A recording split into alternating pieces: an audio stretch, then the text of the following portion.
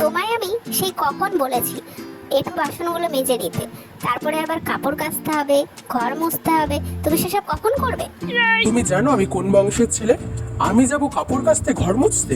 তুমি যদি কাপড় কাচতে পারো কাচো, না হলে ওইভাবে রেখে দাও। ভালোভাবে বলছি, চুপচাপ গিয়ে বাসনগুলো মেজে ফেলো, তারপর গিয়ে কাপড়গুলো কাচো, না হলে দুপুরবেলা তো আমি রান্না করবো না, তখন দেখবো তুমি কি খাও। কি হলো, আমি তোমায় যে কাজ করতে বললাম, তুমি গটগট করে হেঁটে কোথায় যাচ্ছ? আমি চললাম, আমি কোনো কাজ করতে পারবো না। দরকার হলে হোটেলে গিয়ে খেয়ে আসবো, কিন্তু বাড়ির কোনো কাজ আমি করবো না। হোটেলে তো যাচ্ছ তুমি, পকেটে কত টাকা আছে? টাকা নেই তো কি হয়েছে, আমি সোজা যাব উকিলের কাছে, ডিভোর্স নেব। আমার বাবা কোনোদিন ঘরের কাজ করেনি, আর আমি তার ছেলে হয়ে ঘরের কাজ করব কোনোদিনই না।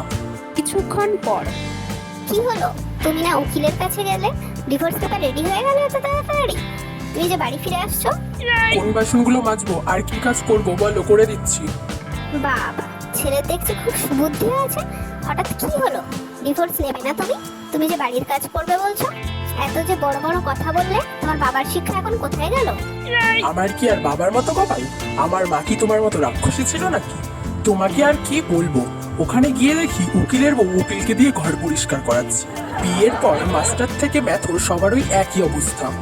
বেশি আর বক বক করতে হবে না, যাও গিয়ে এবার বাসনগুলো মেজে ফেলো।